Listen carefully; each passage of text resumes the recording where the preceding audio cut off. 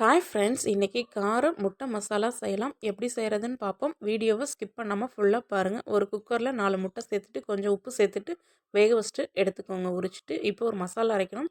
ஒரு மிக்ஸி சாரில் 4-5 துண்டு இஞ்சி, அது கூட 5 பல் பூண்டு, 2 வரமிளகாய், 1/4 ஸ்பூன் சோம்பு சேர்த்துட்டு நல்லா கொரகொரப்பாக அரைச்சி எடுத்துக்கோங்க. இப்போ ஒரு கடாயை அடுப்பில் வச்சுட்டு எண்ணெய் சேர்த்துக்கோங்க. எண்ணெய் காஞ்சதும் அரைச்ச மசாலாவை அதில் சேர்த்துட்டு நல்லா அந்த பச்சை வாசனை போகிற அளவுக்கு நல்லா வதக்கிக்கோங்க.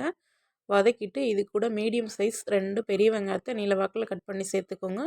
சேர்த்துட்டு நல்லா வதக்குங்க. வதக்கிட்டு இது கூட கொஞ்சம் உப்பு சேர்த்துக்கோங்க. உப்பு சேர்த்துட்டு 2 நிமிஷம் நல்லா வதக்கி விடுங்க. நல்லா இந்த மாதிரி வதங்கினதும் ஒரு மீடியம் சைஸ் தக்காளியை நறுக்கி சேர்த்துட்டு நல்லா தக்காளி குழையிற அளவுக்கு நல்லா வதக்கிக்கோங்க. இது கூட 1/4 ஸ்பூன் மஞ்சள்தூள் சேர்த்துட்டு நல்லா ஒரு நிமிஷம் வதக்கி விடுங்க. கூடவே தண்ணி சேர்த்துட்டு ஒரு நிமிஷம் கொதிக்க விடுங்க. இது கூட நம்ம கட் பண்ணி வச்ச முட்டையை சேர்த்துக்கோங்க.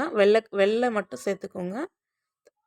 சேர்த்துட்டு ஒரு நிமிஷம் நல்லா பரட்டி விடுங்க. இது கூட பெப்பர் தூள் சேர்த்துட்டு நல்லா கலந்து விடுங்க. இப்போ இது கூட மஞ்சள் கருவையும் சேர்த்துக்கோங்க. சேர்த்துட்டு ஒரு நிமிஷம் நல்லா கலந்துக்கோங்க. கலந்து விட்டு அடுப்பை ஆஃப் பண்ணிவிட்டு மேலே கொத்தமல்லி தழை தூவிக்கோங்க. சூப்பரான கார முட்டை மசாலா ரெடி ஆயிடுச்சு. சாம்பார் சாதத்தை கூட சாப்பிட்டா செம்மையாக இருக்கும். ட்ரை பண்ணி பாருங்கள். தேங்க்ஸ் ஃபார் வாட்சிங்.